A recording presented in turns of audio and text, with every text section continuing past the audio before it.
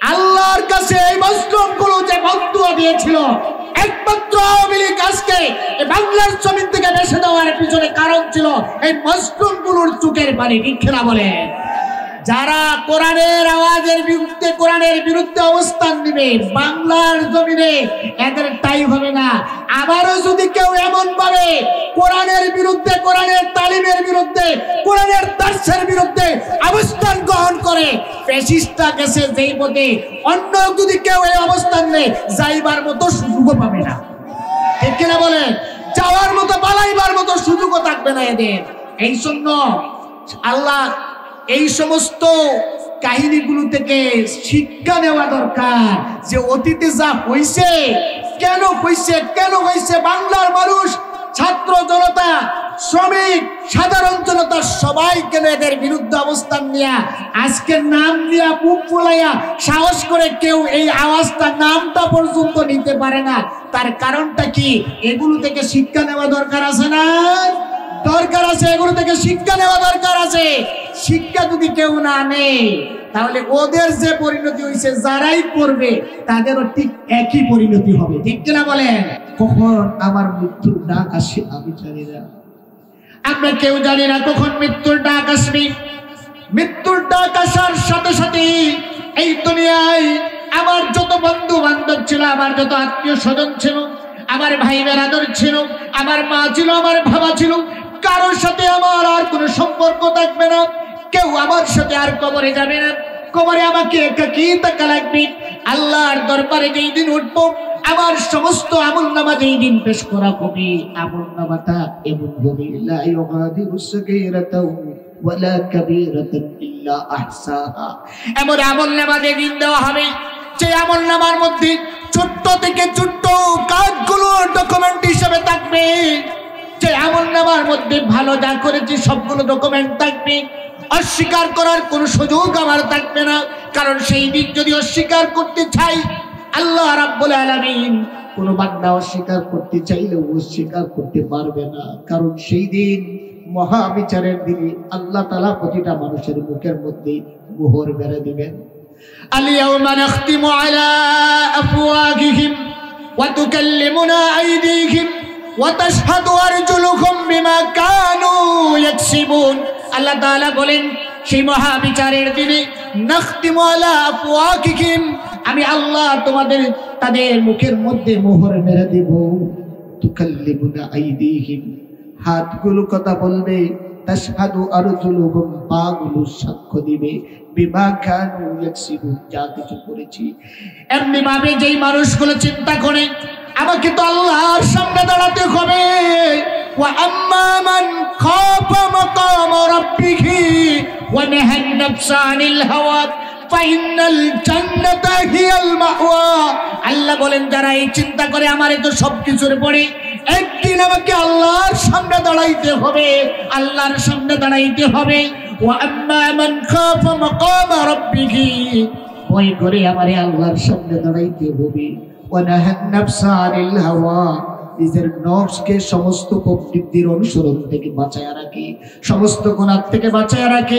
আল্লাহ বলেন ফাইনাল জান্নাতা হিয়াল মাওয়া, তার জন্য আবাসস্থল হবে জান্নাত। বলে সুবহানাল্লাহ। এই জন্য আল্লাহ বলছেন যখন আল্লাহ কথা স্মরণ করা হয়,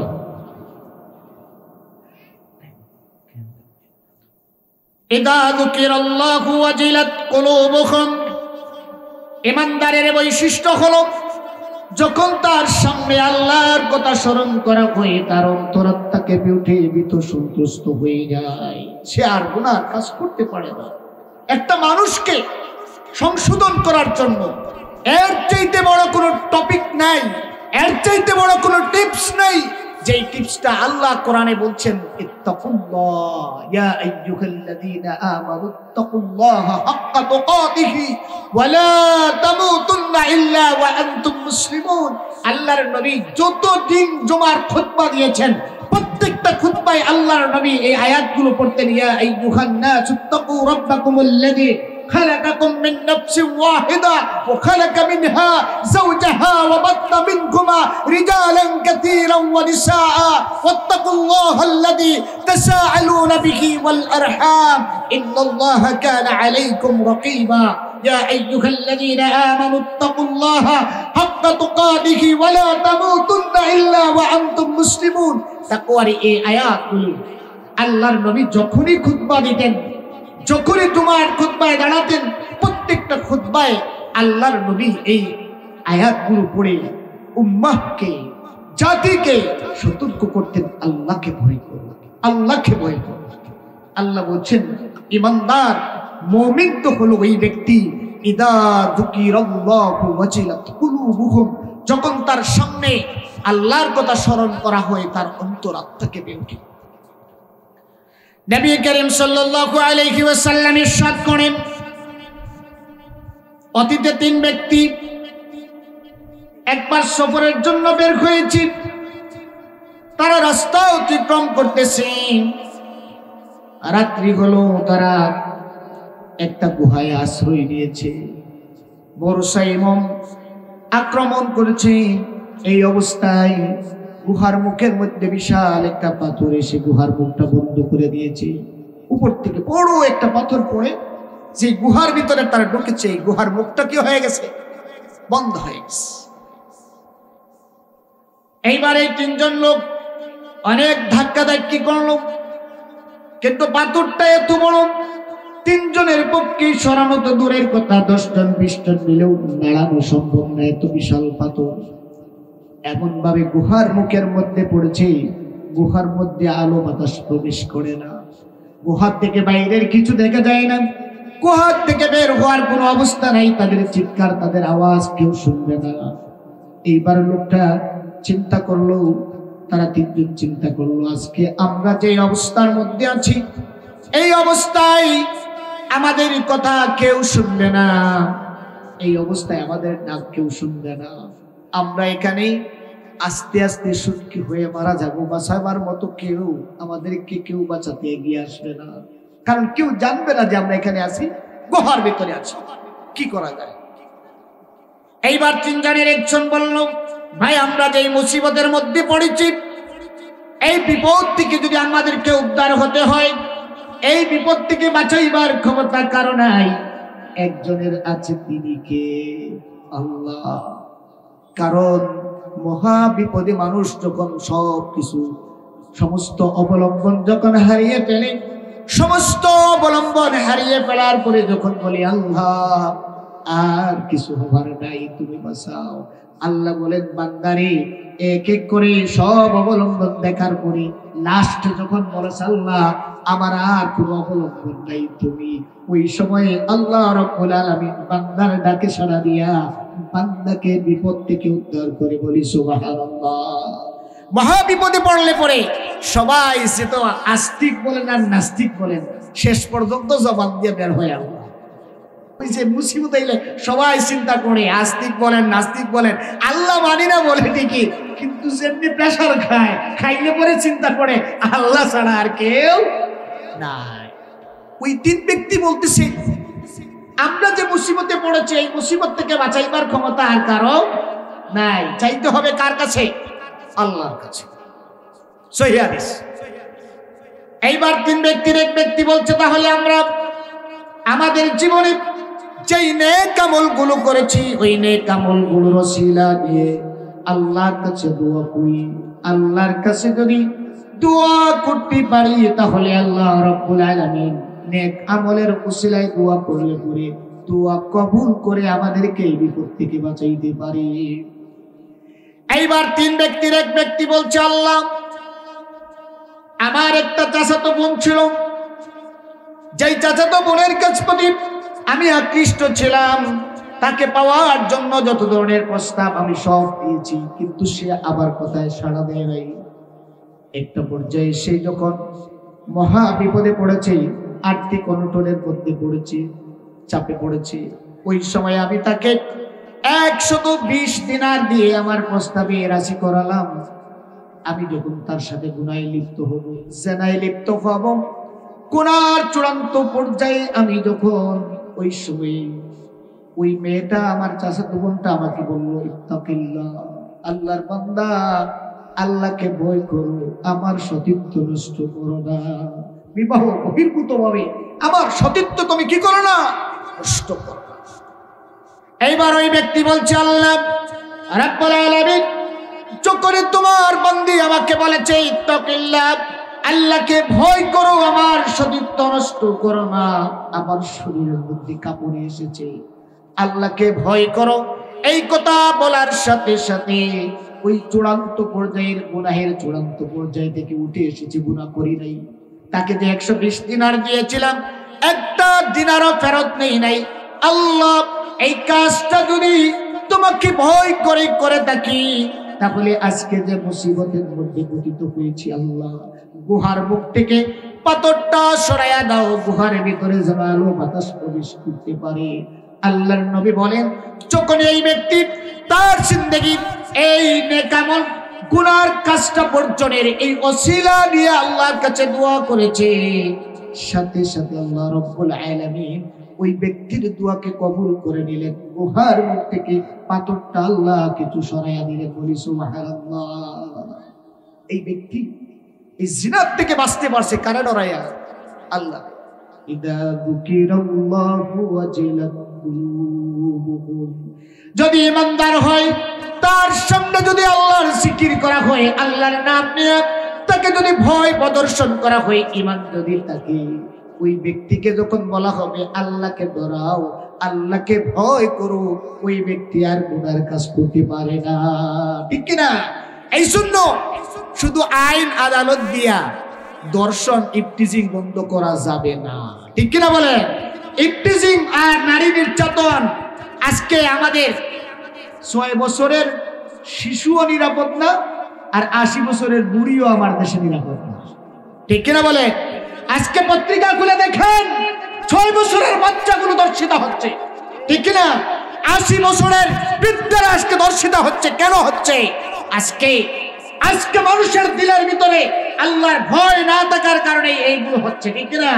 আর যারা আল্লাহকে ভয় করে, এদের সামনে সাহাবায়ে কেরাম যুদ্ধের ময়দানে গিয়েছেন, কোন অবস্থায় মুসলমান সৈনিকদেরকে হারানো যায় না। কাফিররা প্ল্যান করলো এই মুসলমান সৈনিকদেরকে হারাইতে হলে এদের সামনে উলঙ্গ নারীদেরকে ছেড়ে দিতে হবে। উলঙ্গ নারীদেরকে ছেড়ে দেওয়া হয়েছে। মুসলমান সৈনিকেরা তরবারি দিয়া উলঙ্গ নারীদেরকে একদিকে ধাক্কা দিয়ে ছেড়ে দিয়ে যুদ্ধের ময়দানে চাপিয়ে পড়ে ইসলামের পতাকাকে উড্ডীন করেছে। ঠিক কিনা? হাসিনে কেরাম, এই জন্য আল্লাহর ভয় যাদের দিলে আছে তারা কোনো গুনাহে লিপ্ত হতে পারে না। শুধু পুলিশ দিয়া ইফটিজিং বন্ধ করা যাবে না। আমি তো পুলিশ দিয়া দর্শন বন্ধ করা যাবে না। আপনি পুলিশ দিয়া দর্শন বন্ধ করাইবেন, ইফটিজিং বন্ধ করাইবেন, কটা কঠিন হইলেও এটা সত্য। আজকে যেই জায়গায় গিয়া নারীদের নিরাপত্তা দেওয়ার কথা, মাঝে মধ্যে এমনও হয় পুলিশ হেফাজতে নারী দর্শী। মিডিয়ার ভাইরা আছে, অনেক জায়গায় আছে না এমন অবস্থা, পুলিশ হেফাজতে নারী দর্শিত। তো যে জায়গা থেকে নিরাপত্তা পাবে ওই জায়গাতেও কি হচ্ছে? সে দর্শিত হচ্ছে। কারণটা কি? ওই যে আল্লাহর ভয়টা নাই। আজকে আলেম ওলামাদের কথাকে স্পষ্ট ভাষায় বলতে দেওয়া হচ্ছে না। যুবকদেরকে যদি আজকে রক্ষা করতে হয়, এই যুবকদেরকে কোরআনের ছায়া তলে আনতে না পারলে এই যুবকদেরকে রক্ষা করা যাবে না। ঠিক কিনা বলেন? দেশ থেকে দর্শন, নারী নির্যাতন বন্ধ করতে হলে মানুষের দিলের ভিতরে আল্লাহর ভয় ঢুকাইয়া দিতে হবে। যারা আল্লাহকে ভয় করবে এদের জন্য র্যাব লাগে না, পুলিশ লাগে না, বিজিবি লাগে না, আনসার লাগে না, আর্মি লাগে না, নৌবাহিনী, বিমান বাহিনী, কোনো ফোর্স লাগে না। এরা যারা আল্লাহকে ভয় করে এরা কখনো কোনো গুনাহের কাজে লিপ্ত হতে পারে না। এইবার দ্বিতীয় ব্যক্তি বলছে, রব্বুল আলামিন, আমার বৃদ্ধা মা বাবা জীবিত ছিলেন, আমি প্রতিদিনকার অভ্যাস ছিল সারাদিন আমি বকরি চড়াতাম। বকরি চড়ায়া বিকেল বেলা যখন আসতাম দুধ দোহন করে নিয়ে আসতাম।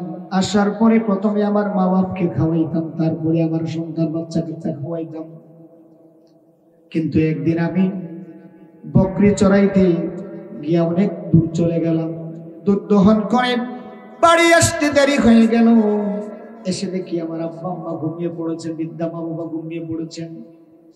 এবারে চিন্তা করলাম আমার ছোট্ট ছোট্ট বাচ্চাগুলো ক্ষুধার যন্ত্রণায় কাঁদতেছে, ওইদিকে আমার মা বাবা ঘুমন্ত, মা বাপকে ঘুম থেকে জাগানোটাও আমি ভালো মনে করলাম না, আবার মা বাপকে না খাওয়াইয়া সন্তানদেরকে খাওয়ানোটা এটাও পছন্দ করলাম না। আমি অপেক্ষা করলাম, এইদিকে সন্তানগুলো ক্ষুধার যন্ত্রণায় চটপট করতেছে। রাত শেষ হলো, মা এবং বাবার ঘুম যেমন ভাঙলো, ভাঙার পরে মা বাপকে খাওয়াইলাম, তারপরে আমার সন্তানদেরকে খাওয়াইলাম। আল্লাহ, এই কাজটা যদি তোমাকে ভয় করে যদি আমার মা বাপকে আমি অগ্রাধিকার দিয়ে থাকি, সন্তানগুলো যে ছটফট করছে এই দৃশ্যটা আমার চোখের সামনে ভাসছে, কিন্তু সন্তানকে খাওয়াই নাই, মা বাপকে অগ্রাধিকার দিয়েছি। আল্লাহ, এটা যদি তোমাকে ভয় করে থাকি, আজকের মুসিবত থেকে আমাদেরকে রক্ষা করো, গুহার মুখ থেকে পাথরটা সরিয়ে দাও। আল্লাহর নবী বলেন, এইবার দ্বিতীয় ব্যক্তি যখন আল্লাহর কাছে তার জীবনের নেক আমলের ওসিলা নিয়ে আল্লাহর কাছে তখন দোয়া করলো, আল্লাহ রাব্বুল আলামিন ওই দ্বিতীয় ব্যক্তির দোয়াকে কবুল করলেন, আর গুহার মুখ থেকে পাথরটা আরো সরাইয়া দিলেন। বলি সুবহানাল্লাহ। এই লোক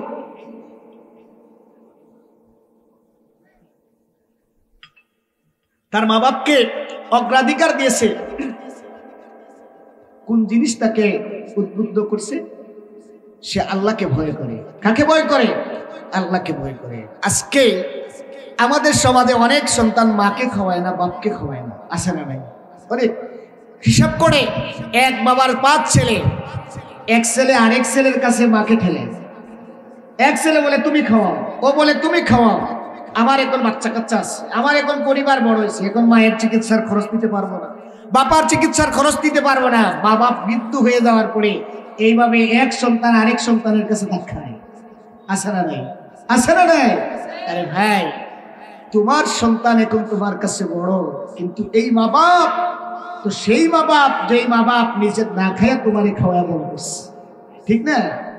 এইবার তৃতীয় ব্যক্তি বলছে, রব্বুল আলামিন, আমার একটা কর্মচারী ছিল, কিছুদিন কাজ করার পরে হঠাৎ করে ওই কর্মচারীটা আমার বাড়ির থেকে চলে গেছে, তার আর কোনো খোঁজ পাই না, তার কিছু পাওনা আমার কাছে আছে, তার কোনো খোঁজ পাই না। অনেক দিন অতিক্রান্ত হলো, অনেক দিন অতিক্রান্ত হওয়ার পরে আমার কাছে এসে বলছে, ও আমার মনে, তোমার কাছে আমার কাজের কিছু পারিশ্রমিক তোমার কাছে বাকি আছে, আল্লাহকে ভয় করো আর আমার পাওনাগুলো ফেরাইয়া দাও। তোমার কাছে যে পাওনা আমার আছে এই পাওনাগুলো দাও, আল্লাহকে ভয় করো, ইত্তাকিল্লাহ, আল্লাহরে ভয় করো আর আমার পাওনা আমারে ফেরাইয়া দাও। এইবার তৃতীয় ব্যক্তি বলছে, রব্বুল আলামিন, আমি তখন আমার শ্রমিকটাকে বললাম, কর্মচারীটাকে বললাম, ও আমার কর্মচারী, ওই যে পাশের টিলায় বিশাল বকরির পাল, ওই বকরির পালের সবগুলো বকরি তোমার, রাখালগুলো তোমার, তুমি সব নিয়ে যাও। শ্রমিকটা বলছে, মনে আপনি আমার সাথে মস্কারি করবেন না, আমি তো পাই সামান্য টাকা, আর আপনি বলতেছেন বিশাল বকরির পাল রাখাল সব আমি নিয়ে যাব। বেটা, তো আমি পাইতাম সামান্য, কই বিশাল বকরির পাল সব নিয়ে দিতাম। আমাদের সমাজে মাঝে মধ্যে এমন হয়, পাওনাদার যদি কারো কাছে টাকা চায়, সমাজে আপনি যদি কাউকে কর্জ দিছেন, বাকি দিছেন, তো বিপদে পড়ছেন, ঠিক না?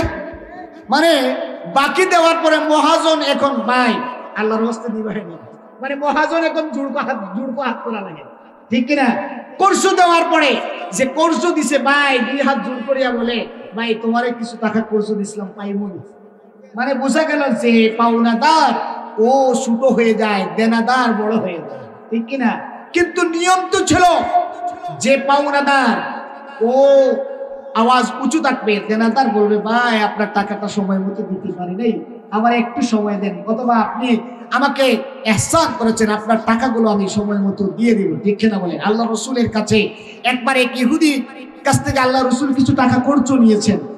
এক ইহুদি, ওই ইহুদিটা নবী করিম সাল্লাল্লাহু আলাইহি ওয়াসাল্লামকে একদিন হঠাৎ করে বলছে, মুহাম্মদ তোমার কাছে আমার কিছু পাওনা আছে, তুমি টাকা দাও না, টাকা নাও, টাকা দাও না বলেই আল্লাহর নবীর চাদর ধরে টান দিয়েছে। রাসূলুল্লাহ সাল্লাল্লাহু আলাইহি ওয়াসাল্লাম পড়ার মতো উপক্রম হয়েছে, গলায় ফাঁস লেগে গেছে।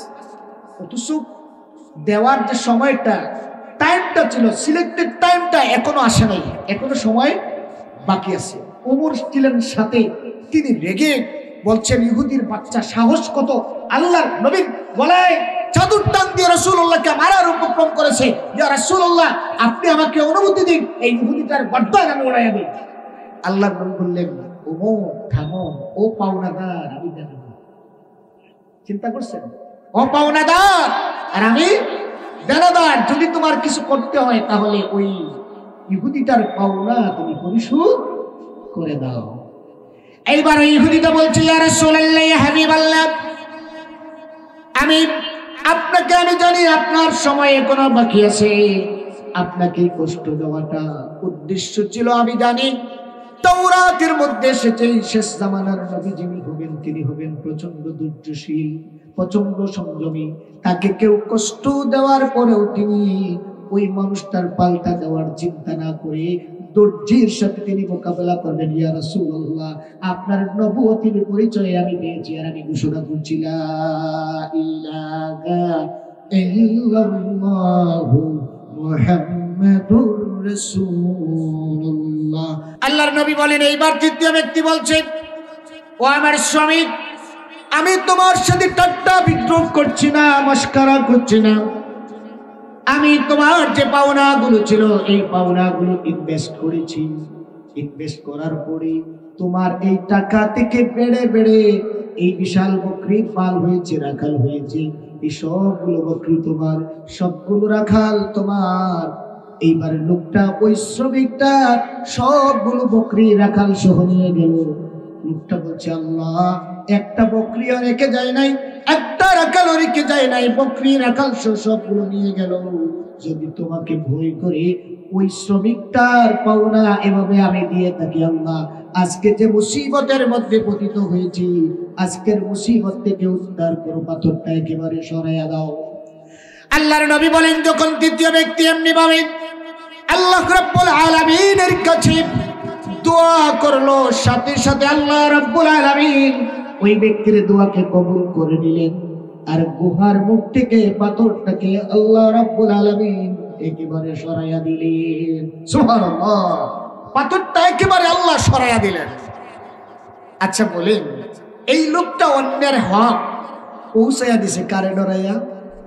কারে ডরাইয়া? আল্লাহরে ডরাইয়া। যারা আল্লাহকে ভয় করে এরা জনগণের সম্পদকে কেমন আমানত মনে করি। হযরত ওমর রাদিয়াল্লাহু তাআলা আনহু যখন তিনি খলিফা থাকাকালীন একদিন হযরত আলী তার কাছে গেলেন। হযরত আলী রাদিয়াল্লাহু তাআলা আনহু ওমরের কাছে যখন গেলেন, দেখলেন ওমর এমনিভাবে একটা টেবিলে বসে, কোন এক জায়গায় বসে একটা মোমবাতি জ্বালিয়ে তিনি কি যেন লেখালেখি করতেছেন। এবার আলী যাওয়ার পরে হযরত ওমর বললেন, ভাই আলী, তুমি আমার কাছে আসছো পার্সোনাল কাজে না রাষ্ট্রীয় কাজে?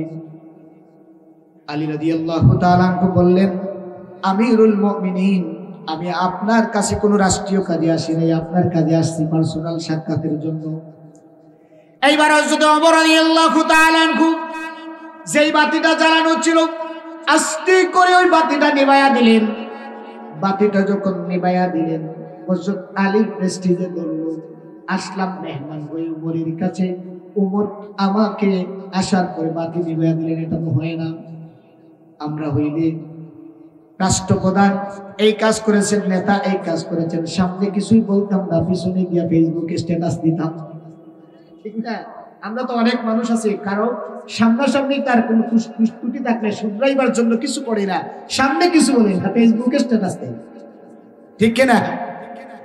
এইবার হযরত আলী রাদিয়াল্লাহু তাআলা আনহু আমিরুল মুমিনিন হযরত ওমর রাদিয়াল্লাহু তাআলা আনহুকে প্রশ্ন করে বসলেন, আমিরুল মুমিনিন, আমি আপনার কাছে মেহমান হয়ে আসলাম আর আপনি বাতিটা নিভাইয়া দিলেন, এই কেমন আচরণ? এইবার হযরত ওমর বললেন, ভাই আলী, আমি বুঝতে পেরেছি তোমার আত্মসম্মানে লেগেছে। এই যে বাতিটা এই বাতি আমার সম্পদ না, আমার পার্সোনাল সম্পদ না, এটা হচ্ছে ইসলামী সাম্রাজ্যের রাষ্ট্রের সম্পদ। এই কাজটা আমি করছিলাম, রাষ্ট্রীয় কাজে আমি ছিলাম, রাষ্ট্রের কাজটা করছিলাম। এই বাতি জ্বালায় যদি তোমার সাথে পার্সোনাল কাজ করি, তাহলে কিয়ামতের দিন আল্লাহ রাব্বুল আলামিনের কাছে রাষ্ট্রের এই সম্পদটা আমার পার্সোনাল কাজে খরচ করার কারণে আমি আল্লাহর কাছে জবাবদিহি করা লাগবে। আল্লাহু আকবার। এটার নাম ইসলাম, এটার নাম ইসলাম। যারা ইসলামকে ধারণ করে, যারা কোরআনকে ধারণ করে, এরা রাষ্ট্রের সম্পদগুলোকে আমানত মনে করে। আর যাদের কাছে এটা নাই, এরা চিন্তা করে কোটি কোটি টাকা ইনভেস্ট করব। 1 কোটি ইনভেস্ট করলে 20 কোটি টাকা পরে পাওয়া লাগবে। 15 বছরের উপাস থাকলে 20 বছরের, 5 বছরে যাতে 15 বছরের সবটা আদায় করতে পারি, সেই প্ল্যান থাকে। ঠিক কিনা বলেন? সেই প্ল্যান থাকে। আর যাদের দিলের ভিতরে আল্লাহর ভয় আছে, এরা কখনো রাষ্ট্রের সম্পদকে আমানত মনে করে রাষ্ট্রের সম্পদকে কখনো কি করতে পারে না, খেয়ানত করতে পারে না। হযরত ওমর রাদিয়াল্লাহু তাআলা আনহু, তিনি তো এমন ছিলেন, তিনি বলতেন সুদূর ফোরাত নদীর তীরে একটা কুকুর যদি না খেয়ে মারা যায়, তাহলে সেই জন্য আমি ওমরকে জবাবদিহি করা লাগবে। সেই ওমরের একটা যুগ, সেই ধরনের একটা সমাজ আমরা চাই কি চাই না? যারা জনগণের সম্পদকে কি করবে না, আত্মসাৎ করবে না, ভালো মানুষগুলোকে ক্ষমতায় বসান। আজকে আসছিলাম গাড়িতে বসে বসে দেখছিলাম ঢাকা বিশ্ববিদ্যালয়ের নিউজ বলছে যে 2-3 সপ্তাহে ঢাকা বিশ্ববিদ্যালয় পাল্টে গেছে। ভালো মানুষগুলো যখন নির্বাচিত হয়েছে, এরা রাষ্ট্রের সম্পদকে যত জায়গায় তারা সবগুলো সম্পদ ব্যবহার করছে। তারা বলছে আমাদেরকে যেই দিন থেকে ক্ষমতা দেওয়া হয়েছে, সেই দিন থেকে শেষ দিন পর্যন্ত পাই করে সব টাকার হিসাব দেব, কিন্তু আমাদের কাছে এর আগে যা হয়েছে সেই হিসাবও দেওয়া লাগবে। এখন তো অনেকের পায়ের তলে আর মাটি নেই, ঠিক না? অনেকের পায়ের তলে মাটি নেই। এই হিসাব চাইলে হিসাব দিব কেমনে? কারণ এই হিসাব তো নাই, সব তো লুটেপুটেই খাওয়া হয়েছে। এরা বলছে যে আমরা আজকে থেকে শেষ দিন পর্যন্ত পাই করে হিসাব দেব। এইভাবে যদি জবাবদিহিতামূলক দায়িত্বশীল যদি প্রত্যেকটা সেক্টরে আমরা সেট করতে পারি, সোনার বাংলাদেশই হবে। ঠিক কিনা বলেন? হ্যাঁ জেনে কেরাম, আমরা হযরত ওমরের সেই শাসন ব্যবস্থা, কোরআনের শাসন ব্যবস্থা, ন্যায় ইনসাফ ভিত্তিক একটা সমাজ চাই কি চাই না? চাই। সেই ধরনের সমাজ বিনির্মাণ করতে হলে এমন মানুষগুলোকে ক্ষমতায় পাঠাতে হবে যারা বই করে কাকে? আল্লাহকে। যারা বই করে কাকে? আল্লাহকে। তাইলে আল্লাহকে যে বই করে, আপনার বিধবার টাকা মারিয়ে খাবে না, বার্ধক্য ভাতা যে পায় তার টাকা মারিয়ে খাবে না, এতিমের হক আত্মসাৎ করবে না, রোটের জায়গায় বাস দিবে না। রোটের জায়গায় কি দিবে না? বাস দিবে না। ইযা যুকিরাল্লাহু ওয়াজিলাত কুলুবুহুম, আল্লাহ বলেন ঈমানদার তো হলো সেই যখন তার সামনে আল্লাহর স্মরণ করা হয়, তার অন্তরাত্মা কেঁপে ওঠে। ওয়া ইযা তুলিয়াত আলাইহিম আয়াতুহু যাদাতুহুম ঈমানা, প্রকৃত মুমিনের বৈশিষ্ট্য 1 নম্বর হলো ইযা যুকিরাল্লাহু ওয়াজিলাত কুলুবুহুম, যখন তার সামনে আল্লাহর জিকির করা হয় তার অন্তরাত্মা কেঁপে ওঠে। 2 নম্বর বৈশিষ্ট্য হলো ওয়া ইযা তুলিয়াত আলাইহিম আয়াতুহু যাদাতুহুম ঈমানা, আর ঈমানদারের সামনে আল্লাহর কালাম পাঠ করলে পরে তার ঈমান তাজা হয়। ঈমানদারের সামনে কোরআন পড়লে, কোরআন থেকে আলোচনা করলে তার ঈমান কি হয়? তাজা হয়। কোরআন পড়লে ঈমান তাজা হয়। তাইলে এর কোরআন শুনলে এর বিপরীত হয়, আছে না নাই? যেমন দেখবেন যে কিছু মানুষের সামনে আপনি এই যে আলোচনা করতেছি, আবার এই কথাগুলো শোনার পরে ঈমানদারদের কাছে মনে কোরআনের কথা শোনার পরে তার ঈমানের মধ্যে ঈমান মজবুত হবে। কিন্তু কিছু মানুষ এমন আছে এই কথাগুলো শোনার পরে তার গায়ে চলতেছে, সে বলতেছে আর কোনো ওয়াজ নাই, এমন ওয়াজ করে যে ওয়াজের মধ্যে আমার গায়ে লাগে। কারণ ওয়াজ করলে, কোরআন থেকে কথা বললে, আচ্ছা চুরির বিরুদ্ধে ওয়াজ করলে কার গায়ে লাগবে বলেন তো? একটু আওয়াজ দিয়ে বলেন, চুরির বিরুদ্ধে ওয়াজ করলে কার গায়ে লাগবে? জনগণের টাকা মারিয়া খাওয়া, আত্মসাৎ করা, আমানতের খেয়ানতের বিরুদ্ধে ওয়াজ করলে পরে কার গায়ে লাগবে? যে খেয়ানত করে তার গায়েই তো লাগবে, ঠিক কিনা বলেন? যে টাকা আত্মসাৎ করে তার গায়ে লাগবে। সুদের বিরুদ্ধে ওয়াজ করলে সুদখোরের আরাম লাগবে না কষ্ট লাগবে? আমি যদি এখন জিনাকুরের বিরুদ্ধে ওয়াজ করি, শাস্তির কথা ওয়াজ করি, যে জিনাকুর আছে তার কি লাগবে? কষ্ট লাগবে, ঠিক কিনা বলেন? কারণ ওয়াজ করলে পরে আপনি যেই কথা বলবেন এই দোষ যার মধ্যে আছে তার গায়ে লাগবে। ঠিক কোরআনুল কারীম এমন কিতাব, এই কোরআনে যেমন ইমানদারের ইমান তাজা হয়, মুনাফিকের মুনাফিকিটা আরো তাজা হয়, মুনাফিকের রোগ আরো বাড়ে। কারণ কি? আচ্ছা বলেন, একটা সুস্থ মানুষকে যদি আপনি, পুরো একটা সুস্থ মানুষ, সিয়াম মানুষ, তারে 2 বাটি গরুর গোশত খাওয়ান, তার কোনো অসুবিধা হবে? তার শরীরে আরো একটু এনার্জি হবে, ঠিক না? সুস্থ মানুষ 2 বাটি 4 বাটি খাইলেও তার শরীরে আলাদা একটা পাওয়ার আসবে। এখন যদি প্রেশার রোগী, হাই প্রেশারের রোগী, এই প্রেশার রোগীরা যদি আপনি জোর করিয়া 2 বাটি গরুর গোশত খাওয়াই দেন, তাইলে মৌলভীবাজার সদর হসপিটালে ভর্তি করা লাগবে, ঠিক কিনা বলে? কারণটা কি? অসুস্থ, তার এই গরুর গোশত হজম করার শক্তি নাই, তার রোগ বাড়বে। ঠিক তেমনি ভাবে এই কোরআনুল কারীম এমন কিতাব, ইমানদার যদি কোরআনের কথা শুনে, কোরআনের কথা শুনলে পরে তার ঈমান যেমন তাজা হয়। যদি মুনাফিক তাকে মুনাফিক বলবে, এই ওয়াজ তো আমারে টার্গেট করে ওয়াজ করা হয়, ঠিক না?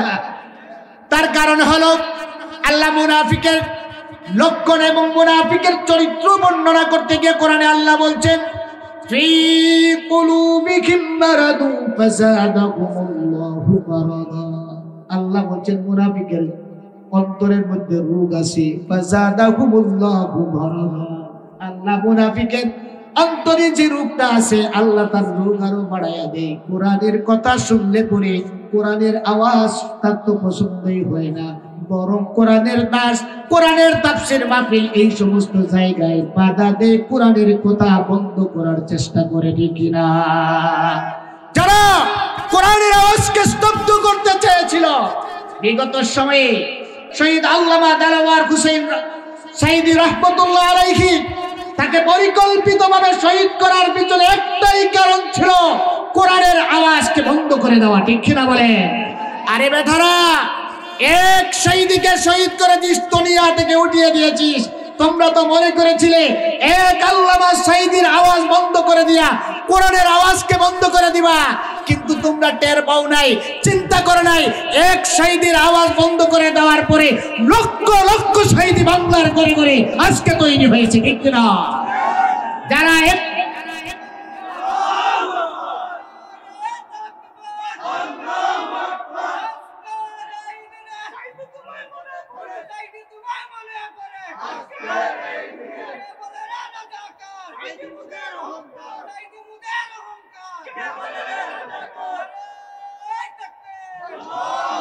বিগত সময়ে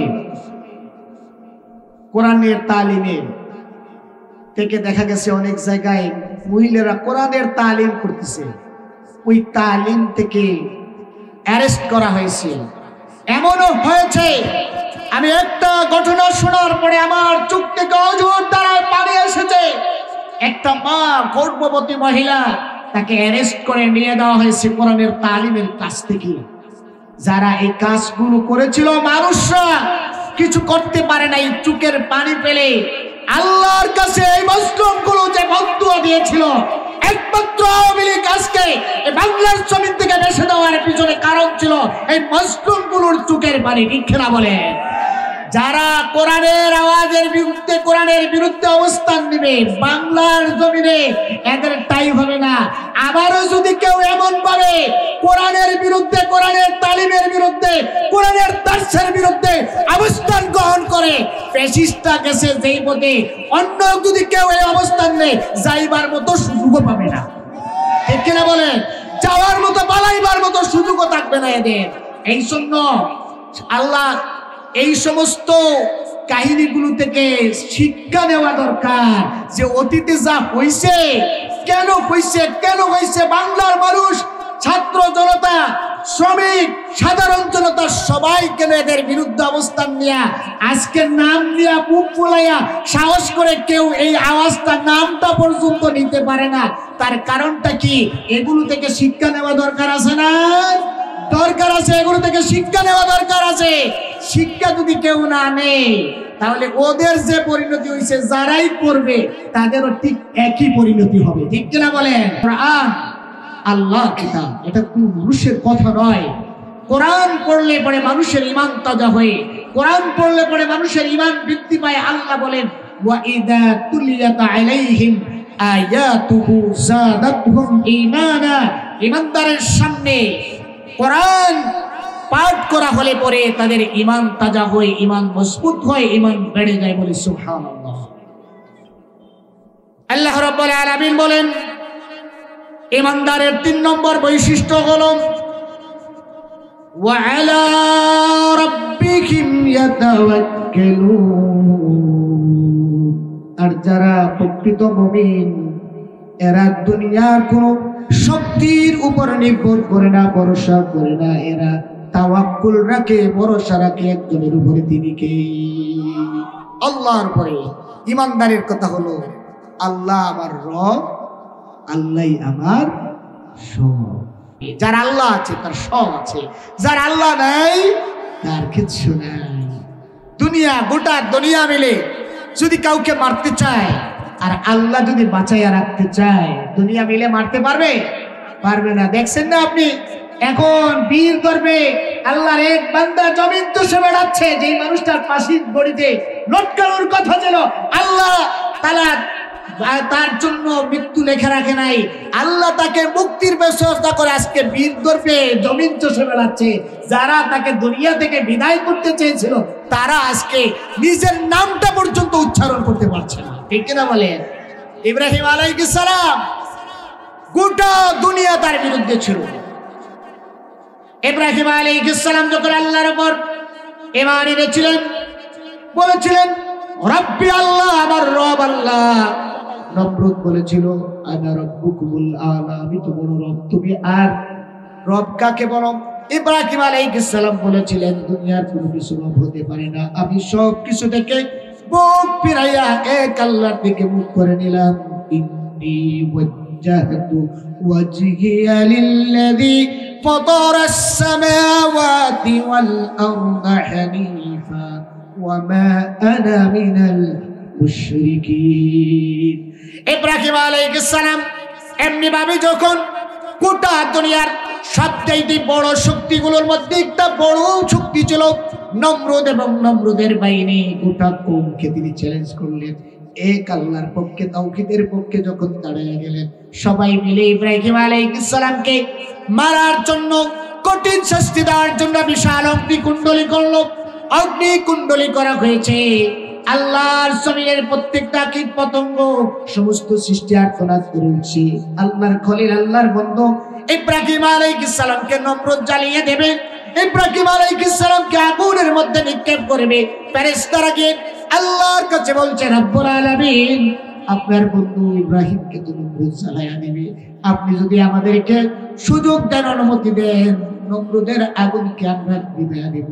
আল্লাহ বললেন ফেরেশতারে, চাও আমার বন্ধু কি বলে? আমার বন্ধু যদি তোমাদের সাহায্য চায় তোমরা সাহায্য করো। ফেরেশতারা আসলো ইব্রাহিম আলাইহিস সালামের কাছে। ইব্রাহিম আলাইহিস সালামকে বলল, ও ইব্রাহিম, তুমি যদি চাও, বাতাসের ফেরেশতা এসে বলল, তুমি যদি চাও বাতাস দিয়ে আগুনটা নিভাইয়া দেব। বৃষ্টির ফেরেশতা বলল, ইব্রাহিম, তুমি যদি চাও বৃষ্টি দিয়ে নমরুদের আগুনটাকে নিভাইয়া দেব। ইব্রাহিম আলাইহিস সালাম বললেন, ও ফেরেশতারা রে, তোমাদের কারো সাহায্য আমার দরকার নাই, আমি কারো সাহায্য চাই না। হাসবি আল্লাহ, আমার জন্য আমার আল্লাহই যথেষ্ট। আল্লাহ ছাড়া দুনিয়ার আর কারো কাছে মাথা নত করবো না, আল্লাহ ছাড়া আর কারো কাছে সাহায্য চাইব না। আল্লাহ বললেন, ও ফেরেশতারা, আমার ইব্রাহিম কারো কাছে সাহায্য চাই নাই, আমার ইব্রাহিম কারো শক্তির উপর নির্ভর করে নাই, কারো উপর তাওয়াক্কুল করে নাই, আমার উপর তাওয়াক্কুল করে আমার উপরে ভরসা করে আমাকেই যথেষ্ট মনে করেছে। নম্রদের বাহিরে আমার ইব্রাহিমকে জ্বালাইতে পারবে না। আল্লাহু আকবার। আল্লাহ তাআলা আগুনকে অর্ডার দিলেন, ইয়া নারু কুনি বারদাও ওয়া সালামান আলা ইব্রাহিম। হে আগুন, তুমি আমার ইব্রাহিমের জন্য ঠান্ডাও না, বেশি ঠান্ডাও না, বেশি গরম না, এয়ার কন্ডিশন আরামদায়ক ঠান্ডা হয়ে দাও বলে সুবহানাল্লাহ। ইব্রাহিম ভরসা করেছেন কার উপরে? আল্লাহর উপরে। ঈমানদার, এই সুন্দর ঈমানদারের ভরসা তাওয়াক্কুল থাকে কার উপরে? আল্লাহর উপরে। ঈমানদার দুনিয়ার কোন শক্তির উপরে নির্ভর করে না। ঈমানদারের সবচেয়ে বড় পাওয়ার হলো আমার সাথে কে আছে? আল্লাহ আছে। আমি আল্লাহর উপর তাওয়াক্কুল রাখি, আমি আল্লাহর উপর ভরসা করি। ঈমানদারের ভরসা কে? আল্লাহ। এই কারণে দেখবেন অনেক আল্লাহ ওয়ালাদের কাছে বড় বড় অফার দেওয়ার পরেও ফাঁসির থেকে বেঁচে যাবেন, শুধু আমাদের অফারটা কবুল করেন। তারা বলছেন আল্লাহর জন্য মরতে রাজি, কিন্তু দুনিয়ার কারো কাছে মাথা নত করতে রাজি না। আমরা দুনিয়াবাসী আল্লাহ ওয়ালাদের মৃত্যুতে গোটা দুনিয়া যখন কেঁপে উঠেছে, দুনিয়াবাসী দেখেছে এই আল্লাহ ওয়ালাগুলো কিভাবে ফাঁসির কাষ্ঠের দিকে গিয়েছে। এরা বলছে যে হেসে হেসে ফাঁসির কাষ্ঠের দিকে গিয়েছে। এরা ফাঁসির রায় ঘোষণার পরেও এদের ওজন কমে নাই, এদের মধ্যে কোনো পরিবর্তন আসে নাই। মনে হয়েছে এরা যেন হেসে হেসে জান্নাতের দিকেই অগ্রসর হচ্ছে। ঠিক কিনা বলে? এই শূন্য ঈমানদার সর্ব অবস্থায় একজনের উপর তাওয়াক্কুল করে, ভরসা করে, তিনি কে? আল্লাহ। সব অবস্থায় আমাদের ভরসা করতে হবে আল্লাহর উপরে। আল্লাহর উপরে যদি ভরসা থাকে, আল্লাহই ঈমানদারদের জন্য যথেষ্ট। তাহলে ঈমানদারের এক নম্বর বৈশিষ্ট্য হলো তার সামনে আল্লাহর জিকির করলে পরে তার অন্তর কাঁপে, ভীত সন্ত্রস্ত হয়। 2 নম্বর বৈশিষ্ট্য হলো ঈমানদারের সামনে কোরআন পড়লে ঈমান তাজা হয়। ঈমান কি হয়? তাজা হয়, ঈমান বাড়ে। 3 নম্বর বৈশিষ্ট্য হলো ঈমানদার ভরসা করে দুনিয়ার শক্তির উপরে, জনগণের উপরে না আল্লাহর উপরে? কার উপরে? আল্লাহর উপরে। ঈমানদারের বৈশিষ্ট্য, ঈমানদারের তাওয়াক্কুল হলো কার উপরে? আল্লাহর উপরে। আল্লাহর নবী বদরের যুদ্ধে গিয়েছিলেন, সঙ্গে মাত্র 313 জন, ওইদিকে 1000, অস্ত্র নাই, শস্ত্র নাই, কিন্তু তাওয়াক্কুল ছিল তাদের। 313 জনের সাথে 1000 কাফিরও পারে নাই। ঠিক কিনা বলেন? এই জন্য ঈমানদারের বিজয় সংখ্যা দিয়া হয় না, ঈমানদারের বিজয় হয় আল্লাহর উপর তাওয়াক্কুল দিয়া। ঠিক কিনা বলেন? ঈমানদারের বিজয় সংখ্যা দিয়া হয় না, কম সংখ্যক বিজয়ী হয়ে যায়। অনেক সময় টেরও পাওয়া যায় না এই কম সংখ্যককে আল্লাহ তাআলা তার গায়বী মদত দ্বারা সাহায্য করে বিজয়ী বানায় দেয়। ঠিক কিনা? আল্লাহ বলছেন, ওয়ালা তাহিনু ওয়ালা তাহসানু ওয়া আনতুমুল আ'লাউনা ইন কুনতুম মুমিনিন। তোমরা ভীত হয়ো না, চিন্তিত হয়ো না, ওয়া আনতুমুল আ'লাউনা, তোমরাই বিজয়ী হবে যদি তোমরা কি হও? মুমিন হও। যদি তোমরা মুমিন হও। আমরা যদি মুমিন হতে পারি, মুমিনদের জন্যই বিজয়। তাহলে কয়টা গুণ কইলাম? 3টা। এইবার আল্লাহ রাব্বুল আলামিন বলছেন প্রকৃত মুমিনের 4র্থ নম্বর গুণ হলো আল্লাযীনা ইউকিমুনাস সালাতা ওয়া মিম্মা রাযাকনাহুম ইউনফিকুন। প্রকৃত মুমিনের 4র্থ নম্বর বৈশিষ্ট্য হলো আল্লাযীনা ইউকিমুনাস সালাহ, এরা নামাজ কায়েম করে, এরা নামাজ পড়ে। নামাজ পড়ে, শুধু পড়ে না, নামাজকে কায়েম করে। নামাজকে কি করে? কায়েম করে। নামাজ ছাড়া ঈমানদার থাকার কোনো সুযোগই নেই। সহজ কথা। আপনি নামাজ না ছাড়া, আমরা অনেক মানুষ আছি, দেখা যায় যে আমাদের মধ্যে নামাজ নাই। প্রিয় ভাইরা, নামাজ না পড়ে আল্লাহর কাছে হাজিরা দিলে আপনি কি দিয়ে আল্লাহর কাছে কি জবাবটা দিলেন? অনেক মানুষ নামাজ পড়ে না। কেন পড়ে না? তো বলে, হুজুর আমি তো গাড়ি চালাই, তো ড্রাইভার মানুষ, নামাজ পড়তে পারে না। কাউকে জিজ্ঞেস করলে কেন নামাজ পড়ো না? যে হুজুর খেত কামার করি, জমিনের মধ্যে খেত খামার করি নামাজ পড়তে পারি। আরেকজন জিজ্ঞেস করলে কেন নামাজ পড়তে পারি? একজন একটু ব্যবসা বাণিজ্য করি নামাজ পড়তে পারি।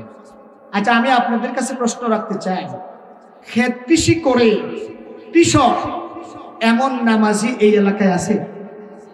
আওয়াজ দিয়ে বলেন না, আমি তো জানি এই এলাকার আছে না নাই? আছে। এমনও আছে জমিনে খেত করে আবার মসজিদে গিয়ে আজানও দেয়, আছে না নাই? আছে। ড্রাইভারি করে 5 ওয়াক্ত নামাজ পড়ে এমন ড্রাইভার আছে?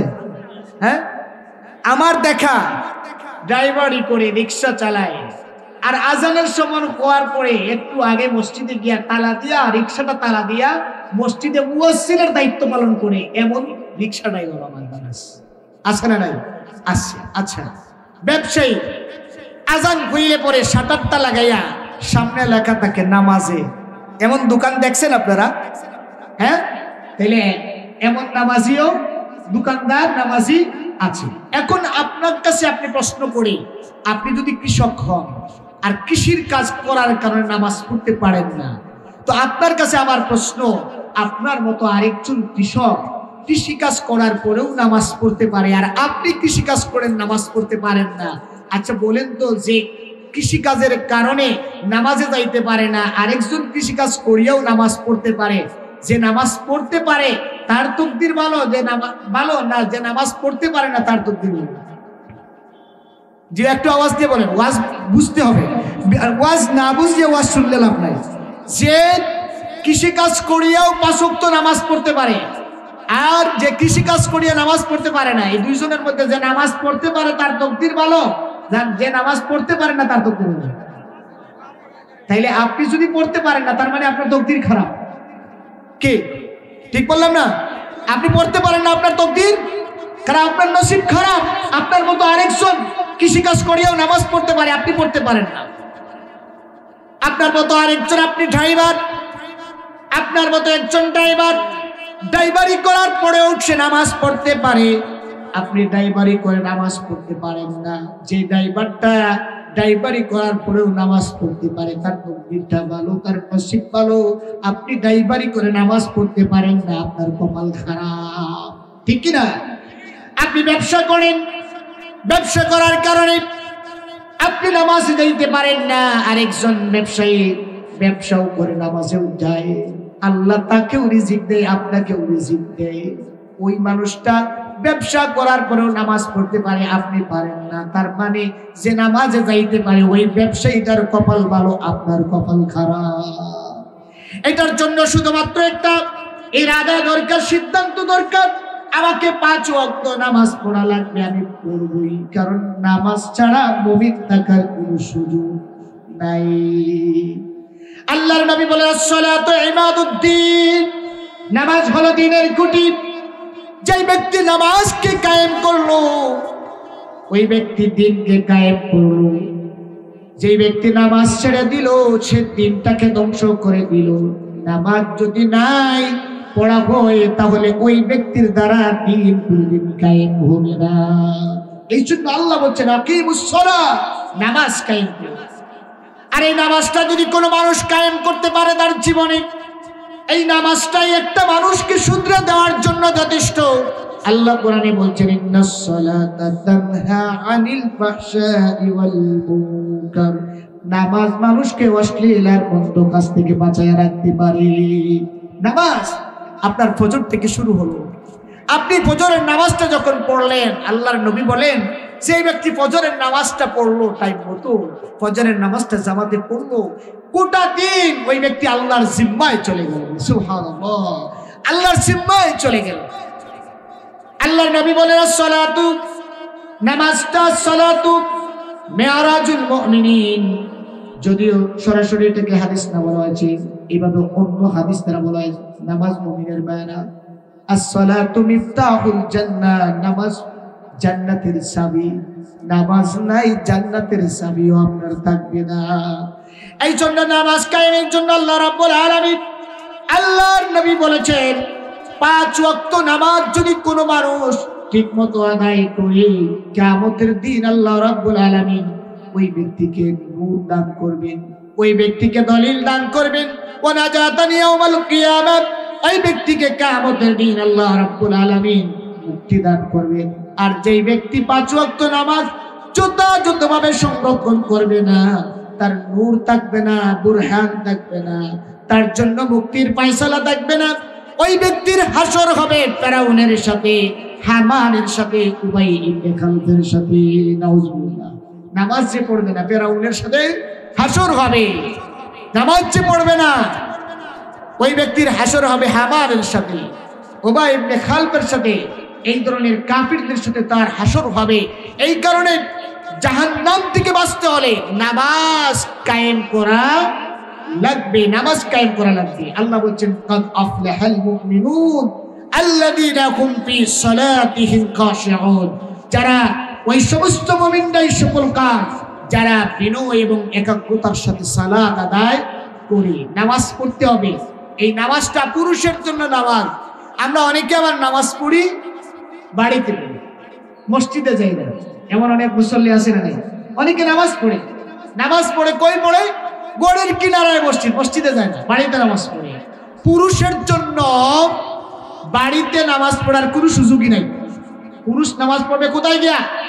মসজিদে জামাতের সাথে, জামাতের সাথে। আল্লাহ রাসূলের কাছে একজন অন্ধ সাহাবী আব্দুল্লাহ ইবনে উম্মে মাকতুম রাদিয়াল্লাহু তাআলা আনহু আল্লাহর নবীকে বললেন, ইয়া রাসূলুল্লাহ, জামাতে নামাজের জন্য আল্লাহর নির্দেশ, ওয়ারকাউ মা'আর রাকিঈন। হে রাসূল, আপনি জামাতে নামাজের জন্য তাকিদ দিয়েছেন পড়ার জন্য। আমি তো অন্ধ মানুষ, আমাকে কি জামাতে নামাজের পড়ার থেকে রুখসত দেওয়া যায়? আল্লাহর নবী প্রথমে বললেন, যাও, তোমাকে রুখসত দেওয়া হবে। কিছু দূর চলে যাওয়ার পরে আল্লাহর নবী ডাক দিলেন, ও আমার সাহাবী আসো। আসলেন, বললেন যে তুমি এই যে এখান থেকে আসা যাওয়া তুমি করো, তুমি কি এই আসা যাওয়াটা করতে পারো কিনা? তুমি কোনোভাবে করতে পারো কিনা? তুমি যদি করতে পারো, কোনো রকমই যদি মসজিদ পর্যন্ত আসতে পারো, তাহলে তোমার রুখসত নেই। তোমাকেও কি করা লাগবে? জামাতের সাথে নামাজ আদায় করা লাগবে। যেই ব্যক্তি অন্ধ ব্যক্তিকেও জামাতে নামাজের ক্ষেত্রে কনসিডার করা হয় নাই। আমাদের মসজিদগুলো এখন সুন্দর হচ্ছে, টাইলস আছে, অনেক জাঁকজমকপূর্ণ, কিন্তু মসজিদে কি নাই? মুসল্লি নাই। মসজিদে মুসল্লি নাই। 20 বছর আগের মুসল্লি আর এখনের কার মুসল্লি দেখা যায় যে 20 বছর আগের যে মুসল্লি ছিল এখন সেই মুসল্লিও নাই। অনেক মসজিদে এমন অবস্থা। তো আমাদেরকে মসজিদ যেমন সুন্দর করতে হবে, মসজিদ সুন্দরের পাশাপাশি মসজিদের মুসল্লি বাড়ানো লাগবে। মসজিদের কি বাড়ানো লাগবে? মুসল্লি বাড়ানো লাগবে। হাজিরিন ইকরাম, আল্লাহ বলছেন আল্লাযীনা ইউকিমুনাস সালাহ। প্রকৃত মুমিনের বৈশিষ্ট্য হলো এরা নামাজ কায়েম করে। আল্লাযীনা ইউকিমুনাস সালাহ, এরা নামাজ কায়েম করে। আল্লাহ কোরআনে নামাজ পড়ার কথা বললেন না, আল্লাহ বললেন নামাজ কায়েম করি। তার মানে শুধু নামাজ এরা পড়ে না, নামাজ ভিত্তিক একটা সমাজ বিনির্মাণ করি, সমাজ বানায়, নামাজ ভিত্তিক সমাজ। আজকে আমাদের সমাজটা হইল উল্টো হয়ে গেছে। আমাদের নামাজ হয়ে গেছে সমাজ ভিত্তিক নামাজ। অনেক জায়গায় নামাজ হইল কি ভিত্তিক? সমাজ ভিত্তিক। আমি কেন বলছি শোনেন, কয়েক বছর আগে তারাবির নামাজে, আজ থেকে 5-7 বছর আগে তারাবির নামাজে এলাকায় এসে এক জায়গায় নামাজ পড়ছি। তো নামাজ পড়ে দেখলাম যে এত স্পিডে নামাজ, সূরা কেরাত তো কিছু বোঝাই যায় না, রুকু করা যায় না, সিজদাও করা যায় না। তো ইমাম সাহেবকে পরে জিজ্ঞেস করলাম, ভাই এত স্পিডে পড়াইয়া আপনার নামাজের মধ্যে নিজের কি তৃপ্তি পাইছেন? আপনি এত স্পিডে পড়াইলেন, তার কারণটা যে বলছি যে হুজুর এটা আমি বুঝি, কিন্তু মুসল্লিদের হিসাব হইল 8টার ভিতরে নামাজ শেষ হইত। তো আমি চিন্তা করলাম, পরে জিজ্ঞেস করলাম যে 8টার ভিতরে নামাজ শেষ হওয়ার পিছনে কারণ কি? বলে যে হুজুর 8টার পরে কিরণমালা চলে। ওই কিরণমালা ছিল বেশ কয়েক বছর আগে, বেশ আগে, যে 8টার সময় কি চলে? কিরণমালা চলে। তো ইমাম সাহেবের এই নামাজটা সমাজ ভিত্তিক নামাজ। কি সমাজের মানুষ কিরণমালা, এই নামাজ। আচ্ছা বলেন, কিরণমালা দেখার জন্য যদি নামাজকে আগাইয়া তাড়াহুড়া করিয়া নামাজ পড়া হয়, এই নামাজ পড়িয়া কোনো ফায়দা আছে? মুসল্লিরা অনেকেই আছে তো আসলে যে যার নিয়তে তাকে কিরণমালা দেখে, ও তো সিজদায় গিয়া সুবহানা রাব্বিয়াল আ'লা না বলে বলবো কিরণমালা, কিরণমালা। ঠিক না? নাউযুবিল্লাহি মিন যালিক। এটা অবাস্তব কথা না, মিলায়া দেখবেন, মিলায়া দেখবেন, মিলায়া দেখবেন। আজকে আমাদের নামাজটা হচ্ছে সমাজ ভিত্তিক। আল্লাহ বলছেন নামাজ সমাজ ভিত্তিক না হয়ে সমাজ হবে নামাজ ভিত্তিক। সমাজ হবে কি ভিত্তিক? নামাজ হবে সমাজ ভিত্তিক না, সমাজ ভিত্তিক নামাজ না, সমাজ হবে নামাজ ভিত্তিক। সমাজ যদি নামাজ ভিত্তিক হয়, সমাজে যাকে ইমাম বানাই, ওই ইমামের সবকিছু আমরা খেয়াল করি, ঠিক কিনা? ইমামের কেরাত ঠিক আছে কিনা? ইমামের কেরাত তো দেখি দেখি, ইমামের বউ কোন দিকে যায় ওটাও খেয়াল করি, ঠিক কিনা? যদি ইমামের বউ যদি কোনোভাবে বাজারে দেখিলে পর্দা ছাড়া বলে এই ইমামের পিছনে আর নামাজ হবে না, ফতুয়া দেবে বেটার বউয়ে সারা বাজার ঘুরে যে ফতুয়া, ও বেটাও ফতুয়া দেখে ইমাম সাহেবের পিছনে আর নামাজ ওই তো না, কারণ ইমাম সাহেবের বউরে দেখা গেছে সংসার নেই, ঠিক কিনা? তার মানে ইমাম নির্বাচন করার সময় আমরা খেয়াল করি উনার তেলাওয়াত ঠিক আছে কিনা, উনার ব্যক্তিগত চলচলন ঠিক আছে কিনা, উনার পরিবার সব ঠিক আছে কিনা, সবগুলো চিন্তা করে আমাদের মধ্যে যার মধ্যে ঈমান, আমল, কোরআন, ইবাদত বন্দেগী ভালো আছে তারই তো আমরা ইমাম বানাই, ঠিক কিনা বলেন? আচ্ছা, একটা মসজিদের 500 মুসল্লির ইমাম বানাইবার জন্য এইগুলো চিন্তা করি, তাইলে 2 লক্ষ মানুষের ইমাম বানাইবার জন্য এগুলো দেখার দরকার আছে না? না, আমরা তো 2 লক্ষ মানুষের ইমাম বানাইবার সময় এগুলো চিন্তা করি না। এগুলো যে নামাজ পড়ে না, যে চুরি করে, যে সাদাবাজি করে, যে স্মাগলিং করে, যে সুদ খায়, যে ঘুষ খায়, চোর, এই মানুষগুলোকে সমাজের নেতা বানাই, ইমাম বানাই। নামাজ ভিত্তিক যদি সমাজ চলতো তাহলে কোনো জুয়াখোর, কোনো ঘুষখোর, কোনো মদখোর, কোনো চাঁদাবাজ সমাজের নেতা হইতে পারতো না, ঠিক কিনা বলেন?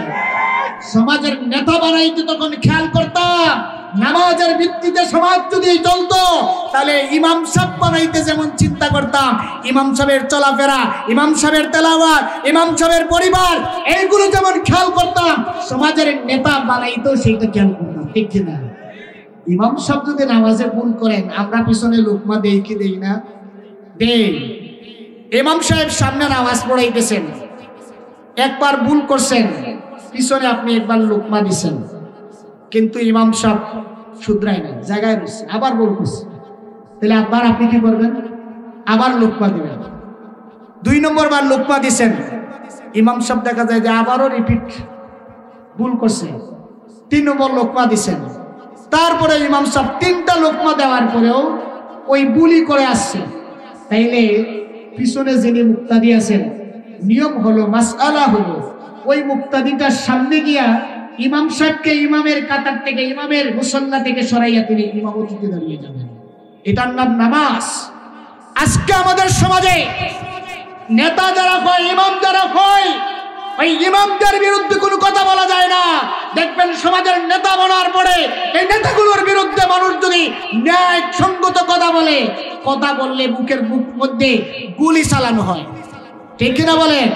সমাজের নেতাগুলো যদি নামাজের ভিত্তিতে যদি নির্বাচন করা হতো, সমাজের ইমামগুলো যদি নামাজের ভিত্তিতে নির্বাচন করা হতো, তাইলে ইমাম সাহেব নামাজে যেমন ভুল করলে লোকমা আছে, ঠিক সমাজের ইমামও ভুল করলে লোকমা আছে, ঠিক কিনা বলেন? হযরত ওমর খুতবায় দাঁড়িয়েছেন, খুতবা দিবেন, দাঁড়িয়েছেন খুতবা দিবেন, মুসল্লি পিছন দিক থেকে দাঁড়াইয়া বলছে, আমিরুল মুমিনিন আপনার খুতবা পরে শুনবো, আগে আমার জবাব দেওয়া লাগবে, আগে আমার প্রশ্নের কি দেওয়া লাগবে? জবাব দেওয়া লাগবে। হযরত ওমর বলেন, ও আমার মুসল্লি তোমার কি প্রশ্ন? এইবার মুসল্লি প্রশ্ন করছে, আমিরুল মুমিনিন গত কয়েকদিন আগে রাষ্ট্রীয় কোষাগার থেকে, বাইতুল মাল থেকে কাপড় বন্টন করা হয়েছে, আমরা প্রত্যেকেই পেয়েছি 1 পিস, কিন্তু আপনি খুতবায় দাঁড়িয়েছেন, আপনার পরনে দেখছি 2 পিস। চিন্তা করছেন, আল্লাহু আকবার, আপনার পরনে 2 পিস, আমরা পাইলাম 1 পিস কাপড়, যেই কাপড় দিয়ে আমাদের পুরো শরীরটা ঢাকা যায় না, কিন্তু আপনি 2 পিস কাপড় দিয়া আপনার পুরো শরীরটা ঢেকে আপনি সালাত আদায় করতেছেন। আমরা 1 পিস পাইলে আপনিও 1 পিস পাইবেন, আমরা 2 পিস পাইলে আপনিও 2 পিস পাইবেন, কিন্তু আপনি 2 পিস নিলেন, আমরা 1 পিস নিলাম। এটার জবাব না দিলে আপনার পিছনে সালাত আদায় করব না। আল্লাহু আকবার। আজকে যদি বলেন আপনার আমার এখন নেতা নির্বাচনের আগে আপনার বাড়ি করে আপনার আমার একটু পাওয়ার থাকে, ভোটের আগে পাওয়ার থাকে। একেবারে কোনো নেতারা বাড়ি করে গিয়ে একেবারে হাতে পায়ে সুনো দিয়ে একেবারে সবাই বোঝা যায় যে কত ভালো মানুষ আর আল্লাহওয়ালা। হ্যাঁ, কিন্তু নেতা হওয়ার পরে জনগণের নিরাপত্তায় কিচ্ছু নাই। যদি কোন রকম এমপি মন্ত্রী আসে তো 10টা গাড়ি দিয়ে প্রটোকল দেওয়া হয় মন্ত্রী মিনিস্টারকে, আর ওদের নিরাপত্তার জন্য 10 গাড়ি থাকে। কিন্তু ওইদিকে যদি কোনো জায়গায় মারামারি করিয়া মানুষ 5টাও খুন হয়, একটা পুলিশ থাকে। ঠিক কিনা বলে? নিরাপত্তা যদি একজন এমপির যেমন নিরাপত্তা পাওয়ার অধিকার রাখে, একজন সাধারণ জনগণের ঠিক নিরাপত্তা পাওয়ার অধিকার রাখে। ঠিক কিনা বলে? একজন মন্ত্রী মিনিস্টার যেমন অধিকার ভোগ করবে, সাধারণ জনগণ ঠিক একই অধিকার ভোগ করবে। হযরত ওমরকে প্রশ্ন করে বসলেন, আপনি পাইছেন 2টা, আমরা পাইছি 1টা, জবাব না দিলে আপনার পিছনে নামাজ পড়ব না। এটার নাম নামাজ, এটার নাম সমাজের নেতা। এইবার হযরত ওমর যখন জবাব দিলেন, তার কাছেই ছিলেন হযরত ওমরের ছেলে আব্দুল্লাহ ইবনে ওমর রাদিয়াল্লাহু তাআলা আনহু। আব্দুল্লাহ ইবনে ওমর রাদিয়াল্লাহু তাআলা আনহু দাঁড়িয়ে বললেন, ভাই তোমার প্রশ্নের জবাব আমি দিচ্ছি। আমার আব্বা তার যে আগের কাপড়গুলো ছিল সবগুলো কাপড় ছিঁড়ে গেছে, তার একটা কাপড়ও ভালো নাই। যেই কাপড়গুলো পরে সে জুমার সালাতে ইমামতি করবে, আমার আগের কাপড়গুলো ভালো ছিল, সেইগুলো আমি পরতে পারি। যার কারণে আমি যেটা পেয়েছিলাম আমার অংশের টুকরা কাপড়টা আমার আব্বা খলিফাতুল মুসলিমিন হযরত ওমরকে দিয়ে দিয়েছি। যার কারণে আমার আব্বার গায়ে 2টা তোমাদের অধিকার জনগণের আমানতের খেয়ানত আমার আব্বা করে নাই, জনগণের হক আমার আব্বা নষ্ট করে নাই। আমার আব্বা ঠিকই একটা নিছে, আমার অংশের একটা নিয়ে তার 2টা হয়েছে। আল্লাহু আকবার। এটার নাম যদি নামাজ যদি কায়েম যদি হয়, নামাজ ভিত্তিক সমাজ যদি হয়, তাইলে জনগণের সেখানে বেটু দেওয়ার সুযোগ আছে। আল্লাহ বলছেন আল্লাযীনা ইউকিমুনাস সালাহ, যারা নামাজ কায়েম করে। এই নামাজ কায়েমের অর্থ হলো নামাজ এমন ভাবে পড়ে ঠিকমতো রুকু করে সিজদা করে। আমরা তো অনেক মানুষ আছে নামাজ পড়ে নামাজের রুকু ঠিক নাই, সিজদা ঠিক নাই। অনেক মানুষ আছে নামাজ বছরের পর বছর নামাজ পড়ে, কিন্তু তার নামাজের রুকু ঠিক নাই, সিজদা ঠিক নাই। কিভাবে জানেন? দেখবেন নামাজের মধ্যে কিছু মানুষ দাঁড়ানো থেকে রুকুতে যখন যায়, তো রুকুতে গেছে, রুকুত থেকে আবার সোজা হয়ে দাঁড়ানো, এটা সুন্নত না ওয়াজিব? একটু আওয়াজ দিয়ে বলেন তো। রুকুত থেকে সোজা হয়ে দাঁড়ানো ওয়াজিব। কে ভালো করে জানতে, নামাজের মাসালা সবার জানা ফরজ। রুকুত থেকে সোজা হয়ে দাঁড়ানো কি ওয়াজিব। এখন আমাদের সমাজে এমন অনেক মুসল্লি আছে, রুকুতে গেছে, রুকুত থেকে একটু মাথা উঠাই সিজদায় যায়। হ্যাঁ, আছে না নাই?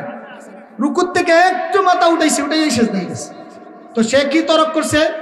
ওয়াজিব তরক করছে। ওয়াজিব তরক করলে নামাজ কি হয়ে যাবে? সাহু সিজদা না দিলে নামাজ কি হয়ে যাবে? ফাসিদ হয়ে যাবে।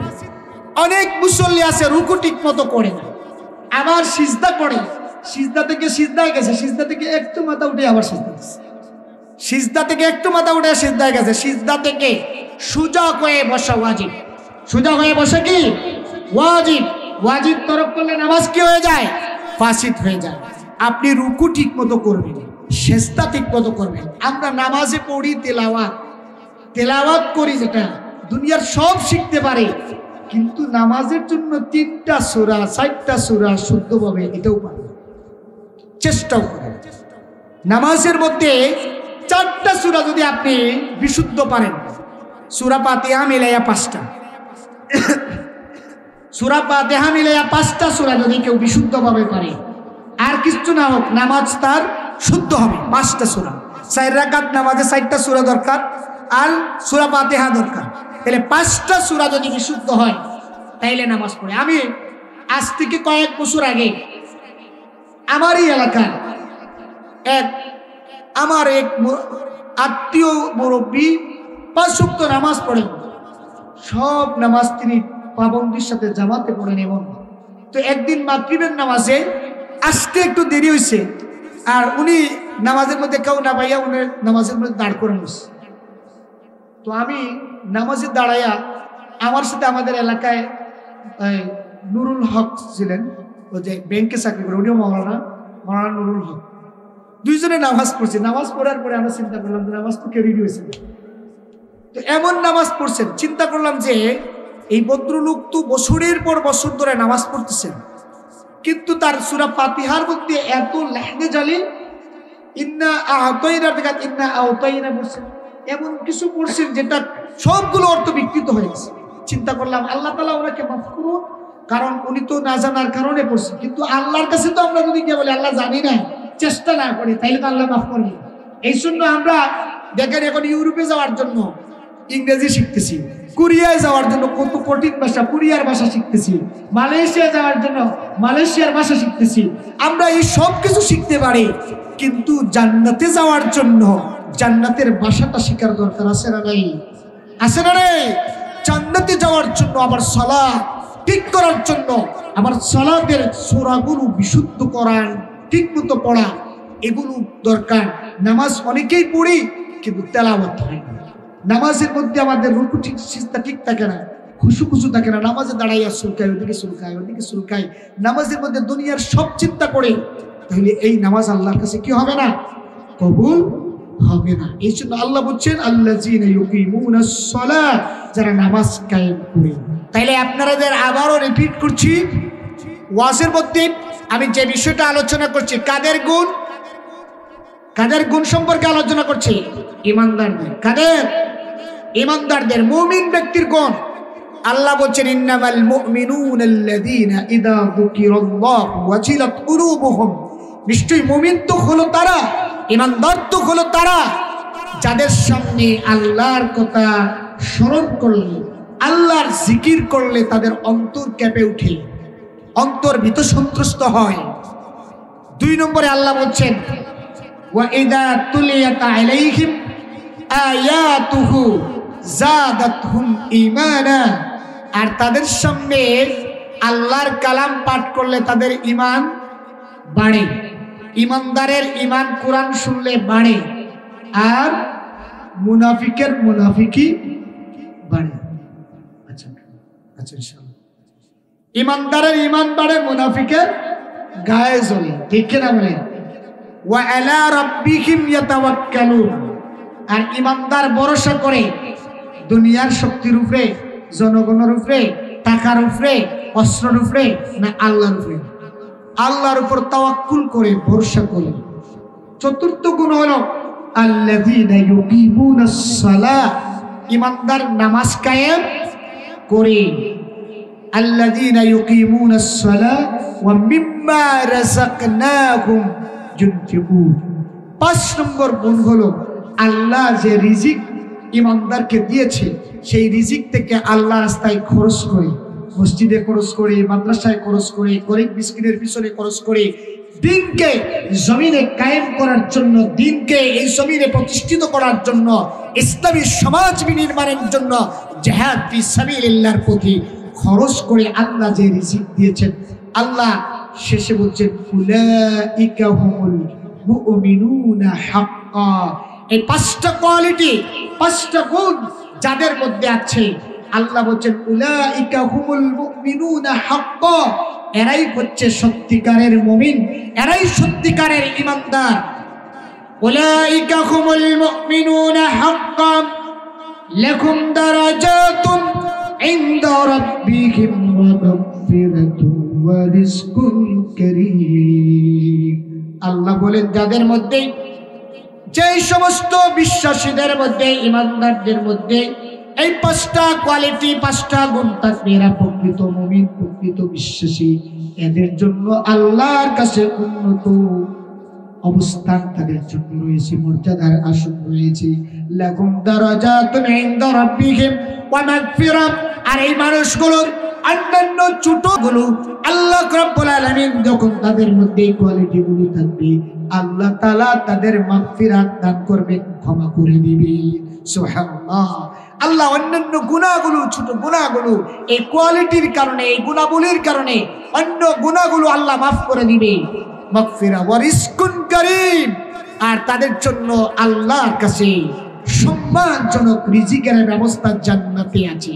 আমরা কি জান্নাতের রিজিক চাই? আমরা কি আল্লাহর পক্ষ থেকে মাগফিরাত পেতে চাই?